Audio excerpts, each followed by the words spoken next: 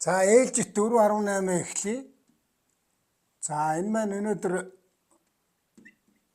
иргэддээ хүргэдэг шуурхай мэдээлэл маань 7 дахь дугаараа би хүргэж байна.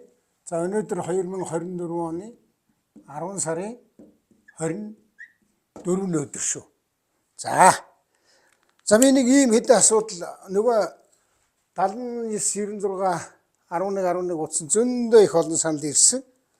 За тэрнээс би дүүрэгтэй хамаатай асуудлуудыг нь бол ялгаад өгсөн. Зарим нь бол ерөөсөө уцтаад ингээ шийдсэн. За нийгмийн даатгалын шимтгэлийн асуудал өнөөдөр улсын хурал дээр яг 29 оны 25 оны улсын төсвийг ярьж байгаа. Та нар одоо хэрэгтэй хэрэггүй зардлаа хасаад энэ нийгмийн даатгалын шимтгэлгээд амар хөндрөм ингээ бидний юунаас аваад байна. Цалингаас аваад байна. Энийг багасгаад өгөөч гэсэн санал бас нэлээд хэд ирсэн шүү. Би өөрөө төсвийн 25 оны улсын төсвийн ажлын хэсэгт орцсон ажиллаж байгаа. Би энэ таны саналыг бас их хурал дээр хэлээд яваад байгаа. За дараагаар нь энийг сайжруулсан төстэй холбоотой одоо хүүтэн нойтон болоод энэ асуудал ирж байна. Энийг би өөрийг нь бас сонсгоё юм. Яа заман энэ одоо сайжруулсан төсийг нэг хянах хэрэгтэй байна. Сайжруулсан хянах. 7 хоногийн хугацаанд 25% угаасан гэдэг чи одоо айж болонгууд цааш энэ барьцлуулаад байгаа түүхийн эдэн яг үнэхээр чанарын шаардлага хангаж. За яг энэ түүхийн эдмэдний чанарын шаардлага хангаж байгаа юм уу? Одоо энэ хаана очсон сайжруулсан төс чинь нийслэлээр очсон юм байл шүү. Энэ тэр Нямбатар дарга нь энэ дээрээ тэр өөрөө юм уу тэр хүмүүсээр хариулт өгүүлээрэ. Одоо ер нь энэ өвлөө утаа яах юм бэ? Хэн хариуцж байгаа юм бэ? Юу хийх гэж байгаа юм бэ гэдэг асуудал дээр бол би өмнө нь Нямбатар руу энэ түлшний асуудлыг явуулсан шүү дээ. Яг та нарын хэлсэн саналыг яг дуу хоолойгоор нь явуулсан. За одоо энэ дээр энэ Нямбатар дарганы хариулт өгнө үстэй. Энэ иргэдтэйгээ жаахан ингээ харилцаач. Тэгэхээр сайжруулсан түлш бол энэ хүний хэлж байгаагаар энэ иргэн хэлж байгаа асар их ноотоо солонгосуудад шинжилүүлсэн чинь наад түүхэд чинь таарахгүй байна. Та манайхан анхаарал тавихгүй байна гэдээ маш их юм ярьсан. Энэ дээр хариу өгөхгүй бол би дахиад дараачих дээр ярина. Би өөрөө дотогш нь орж ярина шүү. За дараа нь орон сууц. Орон сууцсан дээр бас энэ хүмүүсийн мөнгө авчаад ерөөсөө ингээд ийм асуудал хэрж байна. За одоо энийг сонсгоё. Манайх нэг энэ савнаархан бүргийн 45 сая төгрөгийн үйлчилгээ төлсөн. Тэд апартамент гээд байр захиалга өгөөд одоо 2 жил болж байна. Тэгээ энэ одоо баригдсан гэхлээсээ баригдахгүй маш олон иргэд тохироод байна. За энэ орон сууц өрөөсөө ганцхан энэ асуудал биш юм байна. KD апартмент гэж байгаа.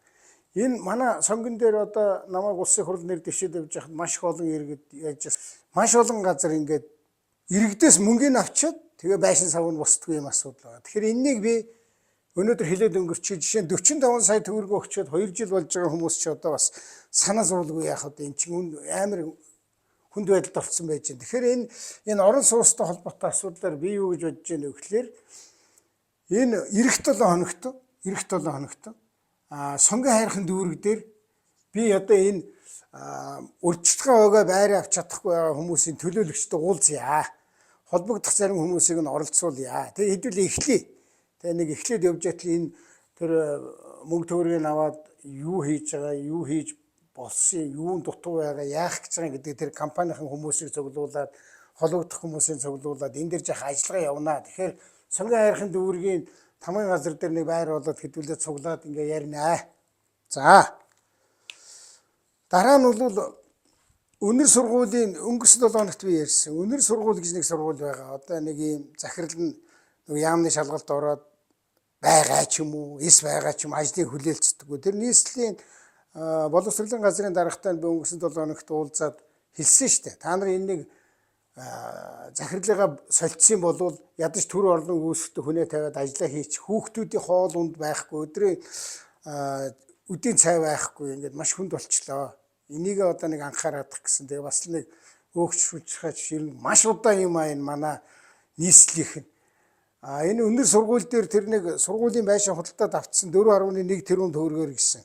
Би дахиад бичиг цаасж үзүүлж ярина. Гэхдээ би энэ ажлыг хариуцж байгаа хүмүүсийг ажлаа зөв зөвхөн хурдан шалгамгаа засаад янзлаа хийчих байх гэд нийслэлийн хөрөнгө оруулалтын газрын дарагтаа ярьсан. 7 хоногийн өмнө хоёр нөхөр надад материал явуулна гэдээ одоо 7 хонлоо надад ганц материал ирсэнгүй. Би дараачуудаа нэр усыг чинь хэлж яагаад энийг бас анхааруулад энэ олон нийтэд хүргэн шүү. Манай дарга нар нэг юм ойлголоо. Энэ иргэдэд мэдээлэл өгөлтэй. Бүх юм аваачаад ингэ ширээ дугаараар хийгээд арчхаад тэгээ улсын хурлын гишүүн яриад надад мэдээлэл өгөөч гэхэлэр тгий гिचээд одоо 7 хоног яхад өгөхгүй байна.